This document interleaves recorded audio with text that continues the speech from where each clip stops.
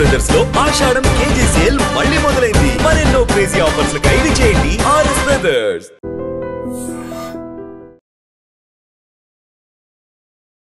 నమస్కారం, welcome to I dream. ధర్మ మార్గం విత్ విజిత కార్యక్రమానికి స్వాగతం.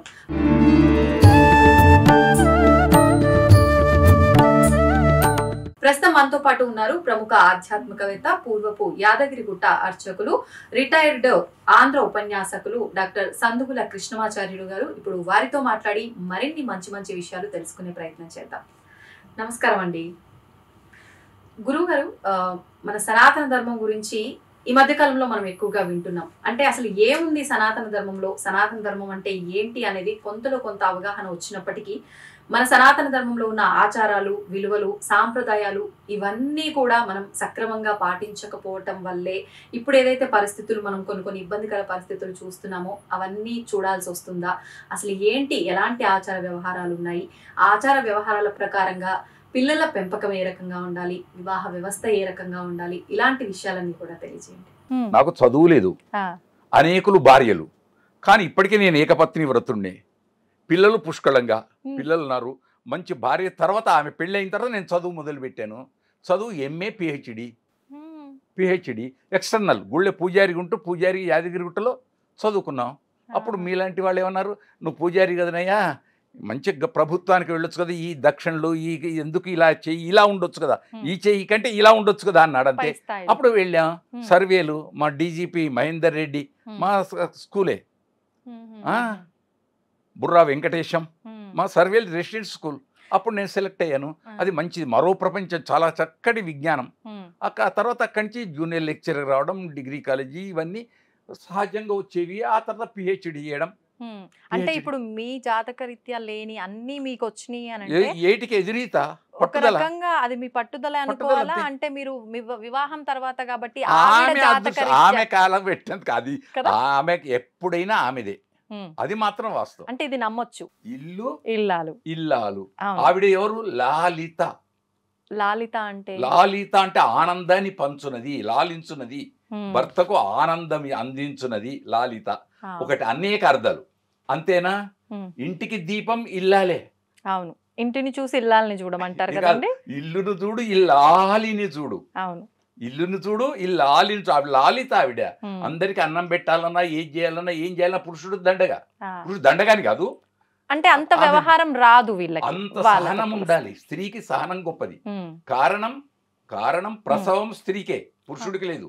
కారణం 9 నెలలు తాను గర్భాన్ని ధరించి లోపల అతన్ని హాయిగా ఉంచేసి మంచి మంచి మాటలతోటి లోపల విజ్ఞానం పంపించి, ప్రసవం అంటే పునర్జన్మతో తను ప్రసవం ఇచ్చి పెంచి పెద్ద చేసి లోకానికి వీరుడు కావాలి, శూరుడు కావాలని కలలు సాకారమైతే కౌసల్య సుప్రజ రామ. కౌసల్య సుప్రజ రామ కలలు సాకారమైతే. కాకుంటే పోయి ఏం చేస్తాం అనుకుంటుంది అంతే. పోయి ఇలాంటి వాడు పుట్టాడు, అయ్యో ఏ దేవుడా నేను ఏం పాపం చేశాను. ఏం పాపం చేయలే, ఇద్దరిది సమానం, భార్య భర్తలది ఇద్దరిది సమానం. కానీ బాధపడేది తల్లి. ఎక్కువ బాధ తండ్రికి ఉంటుంది బాధ, కానీ అంతా ఉండదు, ఆమెకి ఎక్కువ ఉంటుంది. ఎందుకని అంటారు? ఇది మాతృస్వభావం. కాఠిన్యం పురుషుడి స్వభావం, ఆర్ద్రత మా స్త్రీ స్వభావం. సహజంగా ప్రకృతి సిద్ధం అంతే. రాముడు ఇప్పుడు దేవుడికి విష్ణువుకు కోపం వచ్చి, ఒరే పాపి నువ్వు నా దగ్గర రాకూడదు పరమపదానికే అంటే ఆమె ఏమంటది, పాపా వాడు పాపాలు చేశాడా, అన్ని తప్పులు చేశాడా అని. తల్లి ఏమంటుంది లోపల నుంచి, నాన్న అట్లే అంటాడు రా, చూడరా, ఆగరా, నేను వస్తా అని చెప్పి తల్లి ఎట్లనో అక్కడ ఆదిలక్ష్మి కూడా అంతే. పైన ఆదిలక్ష్మి కూడా పాపా నువ్వు చేయలేదా తప్పు, నేను చేశానా అంటాడు నారాయణుడు. అప్పుడు ఏమంటుంది, అక్కడ అరణ్యంలో నువ్వు ఉండగా శూర్పణకు వచ్చింది, నిన్ను ప్రేమిస్తా అని వచ్చింది. వచ్చినప్పుడు అవునో కాదో నువ్వు చెప్పుకోవాలి. నేను నిన్ను ప్రేమిస్తున్నానో లేదు, నిన్ను ప్రేమించట్లేదు, నాకు భార్య ఉందనో చెప్పుకోవాలి. చెప్పుకున్నావు, బాగుంది, అంతవరకు ఆపేసేయాలి, వెళ్ళిపోమ్మనాలి. అనలే, నువ్వు ఏమన్నా లక్ష్మణుని చూపించావు, నాకు ఒక ఆమె ఉంది, ఆయనకు ఎవరు లేరు, పో అన్నావు. అది పాపం కదా? ఒక ధర్మాత్ముని చెడగొట్టడమే కదా. లక్ష్మణుడు సరి శిక్ష వేశాడు, తర్వాత వేరు. ధర్మాత్ముడు ఉత్తముణ్ణి నువ్వు చెడగొట్టడానికి ఓహో అని. అప్పుడు నారాయణుడు, నేను కూడా తప్పు చేశానా, అని అప్పుడు పిల్లగాడి దగ్గరికి ఉంటాడు. మనం ప్రాణం పోయిన తర్వాత, తప్పు పాపాలు చేసిన తర్వాత, పైకి పోయిన తర్వాత అప్పుడు ఆ బిడ్డని తీసుకొని కూర్చోబెట్టుకొని, నాన్న ఇక ముందు ఆ పనులు చెయ్యకు అలా నిజంగా చెప్తారా? చెప్పాలి. కానీ శిక్షలు పడతాయి కదా. అలా నిజంగా చెప్పాలి, అలా నిజంగా వాడు తయారు కావాలి. మళ్ళీ అవును, అతనిలో మార్పు రావాలి. అంతే ఉమ్, అంతే.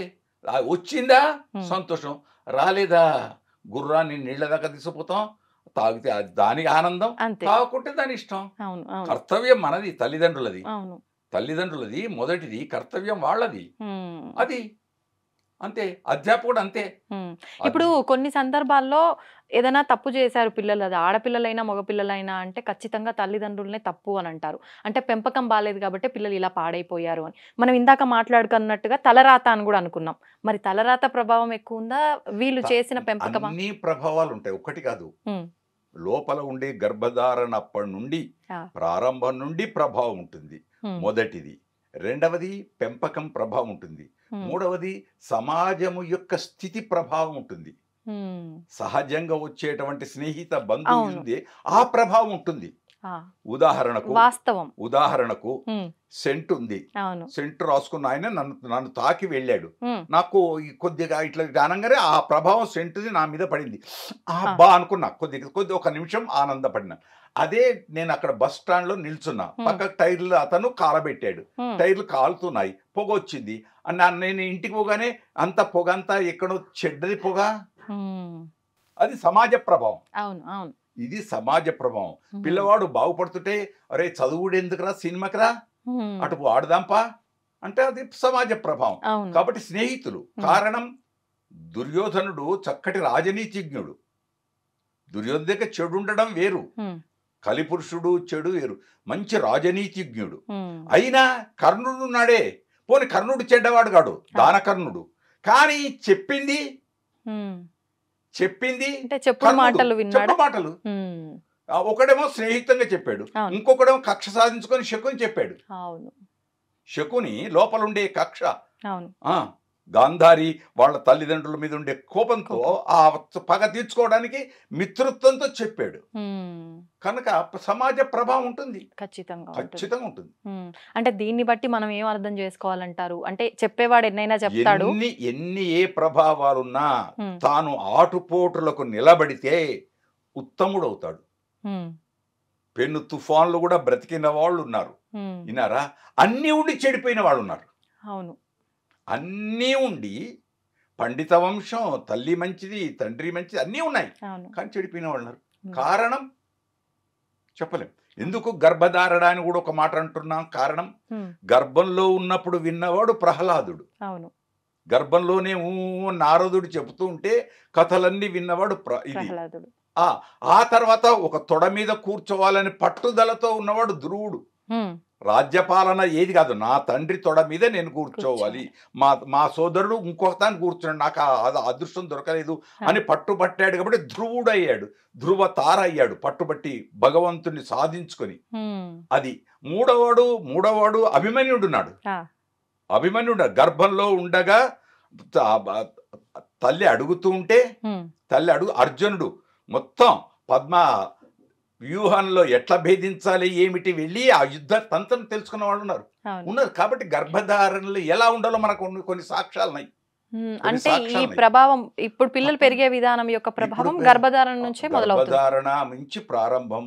తానే సెల్లు, క్షమించాలి ఆడపడుచులు, తానే సెల్లు పట్టుకొని తానే డంగ్ డంగ్ డంగ్ డంగ్ అనే మాటలు విని, అదే గర్భధారణప్పుడు మంచి మ్యూజిక్ వింటే, మురళీ గానమో వీణా గానమో, ప్రశాంతమైన చిత్తమో, భర్త ఒకవేళ చెడువాడైనా తాను ఆనందంగా, రాక్షస వంశం ప్రహ్లాదుడిది రాక్షస వంశం అయినా తల్లి ఆనిముత్యం ప్రహ్లాదుడు అంతే. తన భావన తను ఉండి తను ఇది చేసుకుంటే అయిపోయాయి. అంతేకాదు తర్వాత పోషణకు వచ్చే వరకు రెండోది పోషణ వచ్చే వరకు దాదితో పాలు దాగించి పంపిస్తే దాంట్లే అవుతారు. తన సైన్యం తను పాలు దాగించి తను హద్దుకొని తన హృదయంలో ఉండే ఆనందాన్ని బిడ్డకు పంచి, ఒక వృక్షం ఉంది చెట్టు, రోజు నీళ్లు పోసి ఆ చెట్టుని ఇలా అంటే అది మంచిది ఎదుగుతుంది. అందుకోసం మొక్కై వంగనిది మ్రానై వంగున. లోకంలో మన సామెతలు మామూలు పుట్టలే. అందుకు పెంచాల్సింది తల్లి. ఆ పునాది అనేది గర్భధారణ తల్లి సమయం నుంచి గర్భధారణ మొదలవ్వాలి. నుంచి ప్రారంభం. ఇంకా ఎలాంటి జాగ్రత్తలు ఇంకా తీసుకోవాలి? జాగ్రత్త పెళ్లి నాటించే, అసలు పెళ్లి నాటించి. అవునా? పెళ్ళప్పుడు ఇద్దరు వివాహ వ్యవస్థ భారతదేశానికి 3 పువ్వులు 6 కాయలు. అన్ని దేశాలకు ఆరాధన ఆనందం అందించేది భారతదేశంలో వివాహపు వ్యవస్థ. ఆ వివాహపు వ్యవస్థలో ఆ తొందరపాట్ల మంత్రం తెలియదు, మనకు ఆ మంత్రాల అర్థం తెలియదు, ఏమిటో తెలియదు. ఏదో జరుగుతుంది అంటే జరుగుతుంది అని ఆచార రీత్యా పోతున్నాను తప్ప అక్కడ భర్త పెళ్లి పిల్లవాడి చేత వరుణి చేత పండితుడు ఏం చెప్పిస్తాడు పురోహితుడు? ధర్మ ప్రజా సంపత్త్యర్థం స్త్రియం ఉద్వహే. ధర్మ ప్రజలు పుట్టటానికి, మంచి కొడుకో బిడ్డనో పుట్టటానికి ఈవిడను నేను స్వీకరిస్తున్నాననే మంత్రం.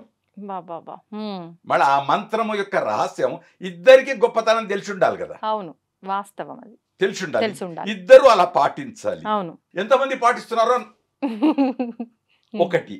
2, ఇంకా జరిగి ఆఖరి చివరికి ఘట్టానికి వచ్చే వరకు అక్కడ మామగారు ఏం చెప్పిస్తాడు? ఆ పచ్చని పందిట్లో పండితుల ముందు, బంధువుల ముందు, అందరి ముందు, అష్టదిక్పాలకులు, ముకోటి దేవతలు వాళ్ళందరి ముందు ఏమంటాడు?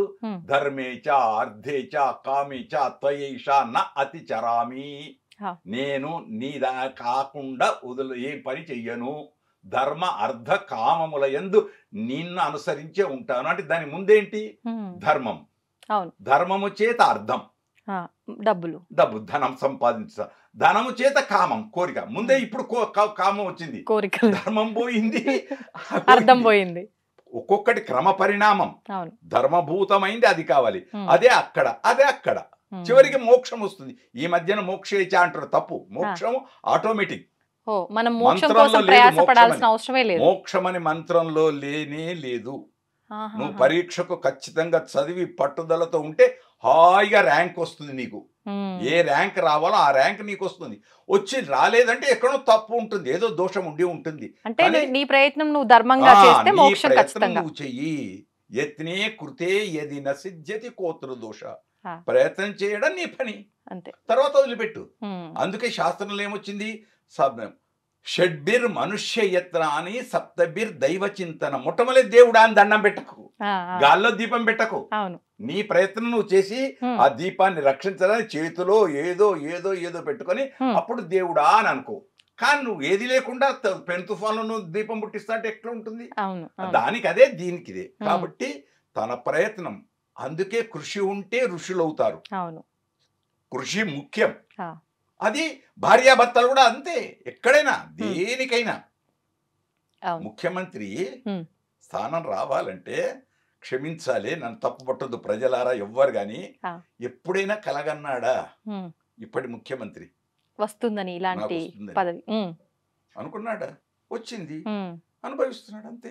ఎంతకాలం ఉంటుందో ఎవరు తెలుసు? అది కూడా తెలీదు. ఎప్పుడు ఏమవుతుందో. అవును, ఏది శాశ్వతంగా మిత్రుత్వం ఏమిటో. అవును. కనుక మాన్యులు, అది పురాకృత సుకృతం. ఆ తల్లి అనుకుంటుంది, అబ్బా నేను సఫలం. భార్య అనుకుంటుంది, అమ్మ మా వారు ఉన్నత స్థితికి వచ్చారు, తర్వాతనా వేరు. కనుక అంజయ్య, ఇప్పుడు ఈయన గురించి కాకుండా, రేవంత్ గురించి కాకుండా, అంజయ్య గారు ఎప్పుడైనా అనుకున్నారా? ఎవరైనా తను చెప్పుకున్నాడు, 6 ఆనాల మనిషి అని చెప్పుకున్నాడు. మళ్ళీ ఉత్తమ ముఖ్యమంత్రి అయ్యాడు.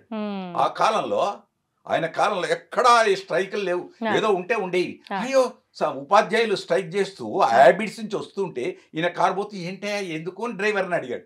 అడిగితే వాళ్ళు అన్నారు, టీచర్లు అండి వాళ్ళంతా ఉపాధ్యాయులు. టీచర్లు స్ట్రైక్ చేస్తారా అన్నాడు సెక్రటరీ కొని. వాళ్ళ కోరికలు సఫలం.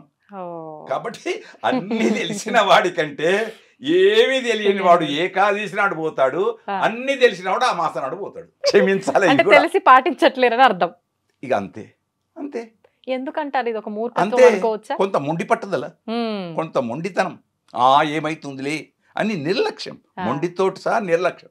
ఏమవుతుంది ఇప్పుడు? ఎవరు చూస్తున్నారు, ఎవరు అడుగుతారు? ఒక్కటి నేనున్నా, నేను పూజారిని అనుకోండి, గుడిలో పూజారిని. దేవుడు ఎవరు? ఆ దేవుడు 14 లోకాలకు chief judge. Correct, chief judge. ఆయన ముందటే నేను సక్రమంగా పూజ చెయ్యకపోతే, ఆయన బొమ్మ పటము అనుకుంటే మళ్ళీ నన్ను క్షమించేవాడు ఎవరు? అంతే కదా. అంతా ఆయనే అయినప్పుడు ఆయన దగ్గరే మనం నాటకాలు ఆడితే ఎట్లా? అది ఈ జన్మల సఫలం కాకపోవచ్చు, మరి జన్మానికైనా అది ఉంటుంది. ఖచ్చితంగా అప్పు అప్పే, బ్యాంకుల అప్పు అప్పే. అయితే తను తీర్చుకోవచ్చు, భార్య తీర్చొచ్చు. అవకాశం ఉందా? పాపంలో ఏ విధంగా? పాపంలో పంచుకోవడం. కానీ భార్య పుణ్యం భర్తకు వస్తుంది తప్ప భర్త పాపం భార్యకు రాదు. ఖచ్చితం. ఆడపడుచులకు ఖచ్చితం అది. ఎందుకంటాం, ఆమె ఆ ఇంట్లో పుట్టింది, ఆ వంశంలో పుట్టింది, ఈ వంశంలోకి వచ్చింది, ఈ వంశంలో వర్ధిల్లుతుంది, వర్ధిల్లుతూ సర్వం త్యాగమయ్యా, ఆమె అన్నిటినీ త్యాగం చేసింది. నీకోసం ఉన్నప్పుడు నీ పాపం పంచుతా అంటే ఎట్లా ఒప్పుకుంటారు ఎవరైనా? దేవుడు ఒప్పుకుంటాడా? మరి అట్లా అనుకుంటే ఇప్పుడు మనం కొంచెం ఇప్పుడు సమాజపరంగా ఆలోచిస్తే గురువుగారు, ఇప్పుడు ఈయన సంపాదించిన ధనం ప్రకారంగా బాధ్యతగా అన్ని సౌకర్యాలు ఆమె అనుభవించినప్పుడు ఈయన పాపమైన పుణ్యమైన ఎందుకు అనుభవించకూడదు?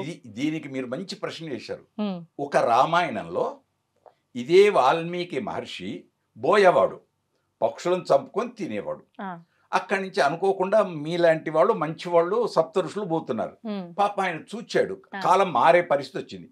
చూచి, ఏమయ్యా ఇన్ని పాపాలు చేస్తున్నావు, నీకేం బాధ లేదా? నా డ్యూటీ నేను చేస్తున్నా, నా కోసం నేను చేస్తున్నా, ఇదంతా పోనీ నువ్వు చేసినంత పాపం అని నీకు తెలుసు కదా, ఈ పాపాన్ని ఎవరైనా పంచుకుంటారా? అందరికి వస్తుంది. ఇప్పుడు మీరు అడిగినట్టే నా భార్యకు నా పిల్లలకు కూడా వస్తుంది ఈ పాపము. అయితే ఒకసారి పోయి అడిగిరా, వాళ్ళు చూడండి అవును కాదని చెప్పలే ఋషులు. ఒకసారి వెళ్ళి అడిగిరా, వెళ్ళాడు. వెళ్ళి వెంటనే పిల్లల్ని అడిగారు, నాన్న నేను అంత సంపాదించుకొని వస్తున్నాను, నువ్వు తింటున్నారు, మీరు నా దాంట్లో మీరు ఏమైనా నువ్వు తెస్తున్నావు, మేము తింటున్నావు, నువ్వు ఎక్కడి తెచ్చావో ఏంటో మాకే. సింపుల్ గా అంతే సింపుల్. పిల్లలు వదిలేశారు.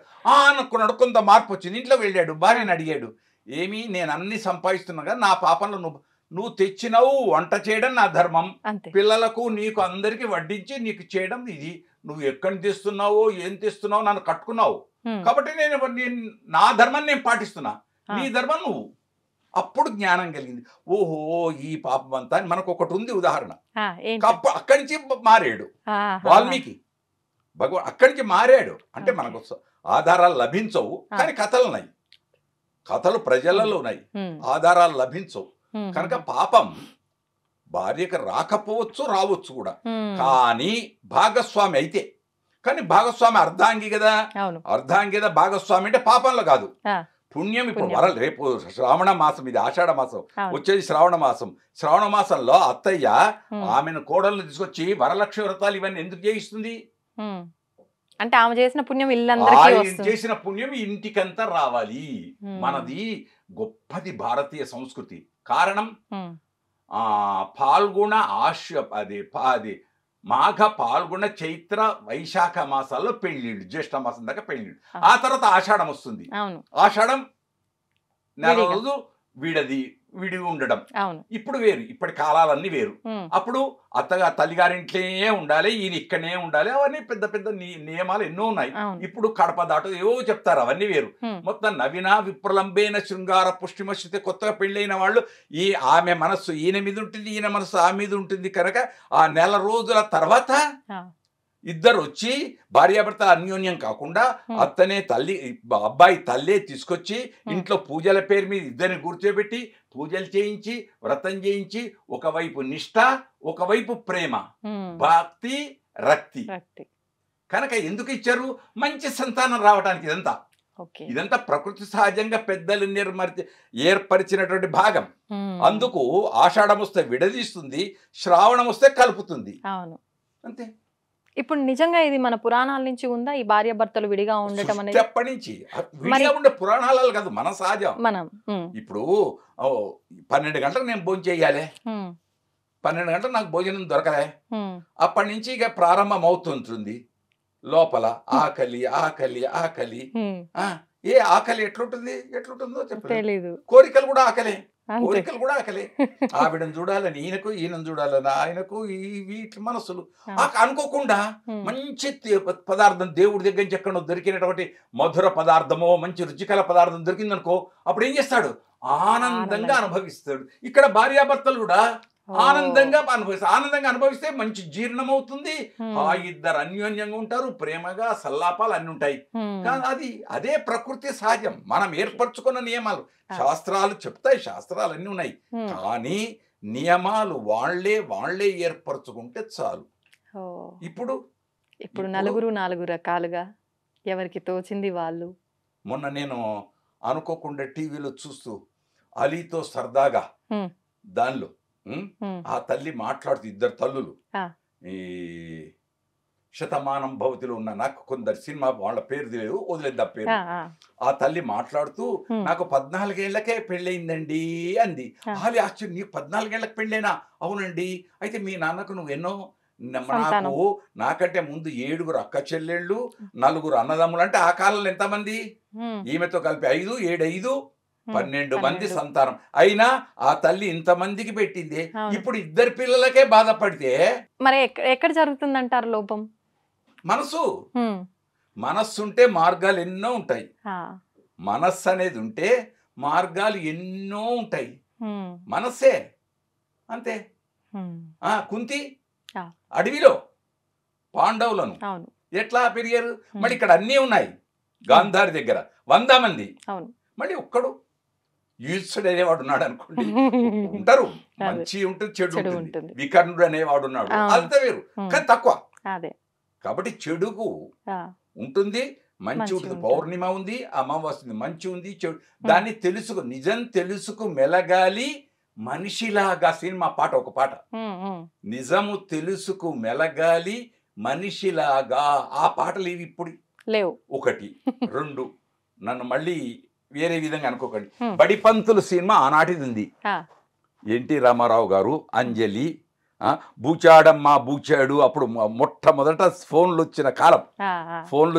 అప్పుడు ఏది ట్రంకాలు ఊరికి వచ్చింది అని అంటే ఊర్లలో ఎట్లా ఉండేది ఆ కాలంలో? ట్రంకాలు ఊరికి వచ్చింది పోస్ట్ ఆఫీస్ కంటే ఎవరో చనిపోయినారు, ఏదో చెడు వార్త వింటున్నాం అనేదే ఉండేది. ఇప్పుడు ఇంట్లో 5 ఫోన్లు, 3 ఫోన్లు, ప్రతి వాళ్ళకు, పిల్లలకు ఫోను, అందరికి ఫోనేనా. మళ్ళీ ఏమైపోయింది? విచ్చలవిడి. దాన్ని ఎట్లా ఇప్పుడు కత్తి ఉంది, కత్తి ఎలా వాడుకోవాలో అలా వాడుకోవాలి. ఆయుధం అది మంచికి రక్షణ, బెదిరించడానికి దేనికైనా ఉంటుంది. మళ్ళీ అది తను వాడుకునే తీరు ఉంటుంది. కనుక అధ్యాపకుడి యొక్క పద్ధతి, పిల్లలను తీర్చిదిద్దాలనే మనసులో అధ్యాపకుడికి ఉండాలి, పిల్లవాడికి గ్రహించాలని ఉండాలి. అందుకే వివేకానందుడు ఒక మాట అన్నాడు. 2 రకాలు వివేకానందుడి సూక్తి లోపల. జీర్ణం కావాలి, ఇక్కడ మేధస్సు, ఇక్కడ అన్నం. ఈ 2 గురువుగారు అన్నం పెట్టాలి నా బిడ్డకని తల్లి పెట్టాలి, మంచి ప్రేమతో పెడితే జీర్ణం అవుతుంది. గురువుగారు అప్పుడు మంచి భోజనం చేస్తే బేవంటాడు, నిద్రపోతాడు. ఇది అలాగే గురువుగారు మంచి పాఠం భోజనం వలె పాఠం చెప్తే, మంచి విజ్ఞానం అందిస్తే, అబ్బా ఇందులో ఇంత రహస్యం ఉందా అని కళ్ళు మూసుకొని, అబ్బా ఏం చెప్పాడయ్యా ఆయన, అంతే. ఇదే పుష్టి, ఇది పుష్టి.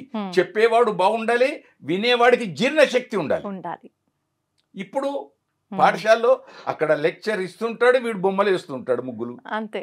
ఎక్కడిది? పెన్ను పట్టడమే లేదు, బుర్ర పెట్టడము లేదు, పెన్ను పట్టడము లేదు. ఈ మధ్య కాలంలో ఈ కరోనా పుణ్యం అంటూ ఆన్లైన్ క్లాసులని వచ్చిన తర్వాత మొత్తం చదువులన్నీ అటక్కెక్కాయి. ఫోన్ మంచిదే, చాలా మంచిది. విజ్ఞానం ఎంతవరకు వాడాలి? విజ్ఞానం కోసమే వినియోగించుకోవాలి. విజ్ఞానాన్ని వదిలిపెట్టి నువ్వు 24 గంటల క్రీడలకే పోయి ఏది చూడకూడదు. అది చూస్తే నీ మనస్సు చంచలం, మనస్సు మీద ఆ ప్రభావం ఎంత పడుతుంది?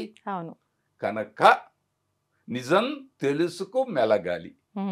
మనిషి అయినవాడు మనీషి కావాలి, మనీషి కావాలి. 10 మందితో చప్పట్లు కొడుచుకొని భేష్ రా, ఆయన్ రా అని అనిపించుకోవాలి. కానీ అలా అనిపించుకోకుండా వీడా అయ్యయ్యో అని అనుకుంటే సమాజం.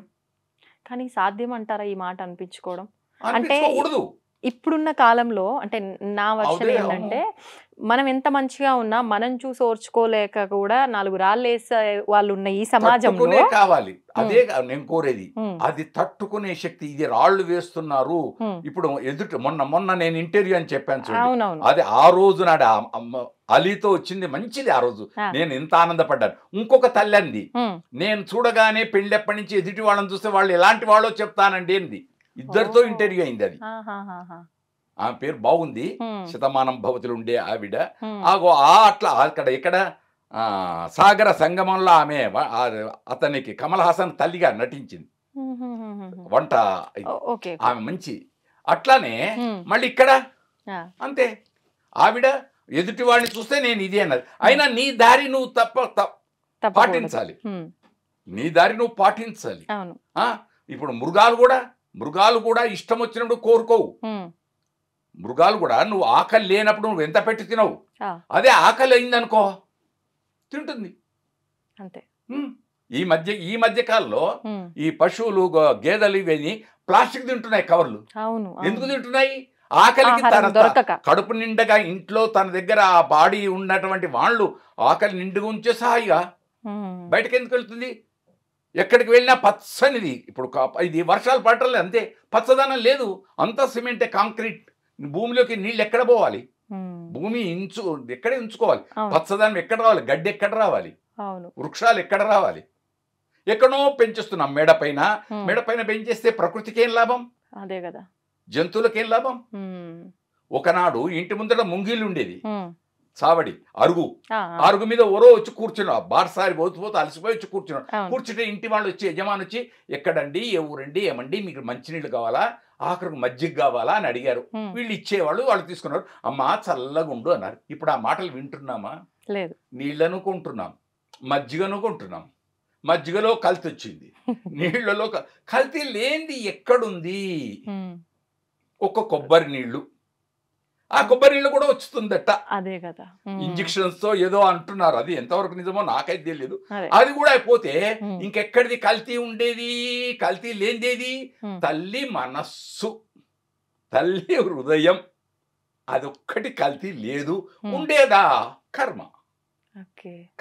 ఆమెకు కూడా కోరికలు ఉంటాయి. పోయి నేను ఇంట్లో వాడి తిని, ఇప్పుడు అంటే నన్ను మళ్ళీ క్షమించాలే మాటికి అంటున్నా, 7 జన్మలలో ఇలాంటి వాడు నాకు దొరకాలి అన్నప్పుడు పోయి ఈ జన్మకే వీడు దొరికిండు, ఇంకా ఇలాంటి వాడు మళ్ళీ ఇంకనా అనుకునే భావాలు కూడా రావచ్చు. ఉన్నారులేండి 2 రకాలుగా. ఈ జన్మకే ఇది అనుభవిస్తున్నా, ఇంకా ఇదే మళ్ళీ పంతులు గారు మంచి ఇంకా మంచి, నేను కలలు కన్నా కలను నాకు ఇచ్చేటువంటి అటు ఉండాలి కదా తప్ప ఇదేమిటి అనుకునే వాళ్ళు ఉండొచ్చు. మనస్సు, అది వాస్తవం, మనస్సు. కనుక మనము సాధించుమురా. అందుకోసం వెలుగు నీడలనే సినిమాలు ఆనాటి కాలంలో శోకాన మరుగున దాగి సుఖమున్నట్టులే, అగాధమౌ జలనిధిలోన ఆణిముత్యం ఉన్నట్లే. ఏమి ఆ సాహిత్యం, అది రావాలి. కష్టాలలో సుఖం ఉంటుంది. విన్నారా? సుఖాన్ని ఎంతవరకు అంతవరకే, ఉన్నది అని సుఖాన్ని అనుభవించకూడదు. ఎంతవరకు అంతవరకే, ఏదైనా పరిమితి. కనుక అంతా మనం చేసుకునేదే. ఇవాళ వర్షాలు రావటం అంటే మనదే తప్పు, సహజం. అయితే ప్రభుత్వాలు చేయాలి. మరి ప్రభుత్వాలు ఎంతవరకు చేస్తున్నాయి అనేది తర్వాత. అంటే మనం ఒక రకంగా ప్రకృతిని పాడు చేయటం వల్ల బాగా ఎంత ప్రకృతిని చెడగొట్టాలో అంత చెడగొడుతున్నారు. మ్యాక్సిమం ఎంతవరకు అంతవరకు పండ్లను కృత్రిమంగా పండిస్తున్నారు. కోయకుమి కసుగాయలని చిన్నప్పుడు పద్యాలలో చదివాం.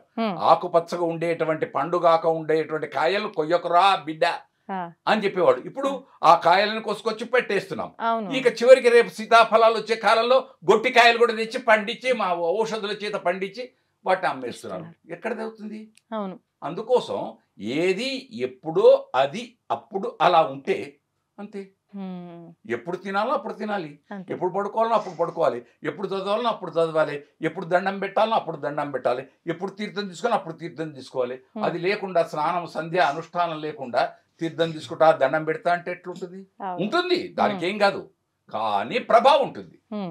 మెడిసిన్ డాక్టర్ గారు రాస్తారు, భోజనానికి ముందు భోజనం తర్వాత ఇన్ని గోళీలు ఈ గోళీలు వేసుకో అంటాడు. వేసుకోకుండా నువ్వు నేను ఎప్పుడో వేసుకుంటా అంటే ప్రభావం పోతుంది. 3 బాగుండాలి. డాక్టరు మంచివాడు అయి ఉండాలి, మెడిసిన్ మంచిది ఉండాలి, పేషెంట్ మంచివాడై ఉండాలి. 3. పేషెంట్ కు డాక్టర్ మీద నమ్మకం ఉండాలి, డాక్టర్ మంచి ప్రిస్క్రిప్షన్ ఇవ్వాలి, ఆ ప్రిస్క్రిప్షన్ దొరికింది మెడికల్ షాప్ లో మంచిది దొరకాలి. అదే ఆ సమయంలో ఆయన చెప్పినట్టు పాటిస్తే దాని ప్రభావం అదే. విజ్ఞానం కూడా అంతే, విజ్ఞానం కూడా అంతే అంతే. భార్యాభర్తలు కూడా అంతే, భార్యాభర్తలు కూడా అంతే. ఇప్పుడు కొందరు అత్తలను తిడతారు, అవన్నీ వేరు. కానీ అత్త పెళ్లి ఎందుకు చేసింది? వీళ్ళిద్దరు చక్కగా ఉండాలి, వంశం వృద్ధి చెందాలి, నా కొడుకు కోడలు అన్యోన్యంగా ఉండాలని కదా. వీళ్ళు సినిమాకు పోతా అంటే వద్దంటది అత్తయ్య. ఒక మాట చెప్తే చిన్న మాట, అత్తయ్య మేము సినిమాకి వెళ్తాం, ఒక చిన్న మాట. ఆమెకేం చెప్పేది అనుకుంటే అక్కడ విషయం బియ్యం. నేను కదా నాకు తాళు చేతులు రాలేదు, ఈ పెత్తనం అంతా నాకు వచ్చేటప్పుడు వస్తుంది. నీకు ఎప్పుడు రావాలో పిహెచ్డి ఎప్పుడు రావాలో అప్పుడు వస్తుంది అంతే. తవ్వుతూనే శివలింగం సరే దాన్ని అట్లా కప్పేసేయండి, చూపించదండి. మూర్తి పూజ కాదు, సాక్షాత్ బ్రజేంద్ర నందన భగవాన్ ఉన్నారు మూర్తిలో. ఏమీ ఆశించకుండా ఆరాధించే వాళ్ళు కూడా ఉన్నారా ప్రభుజీ? నిజమైన భక్తి అంటే మనకు తెలియదు కాబట్టి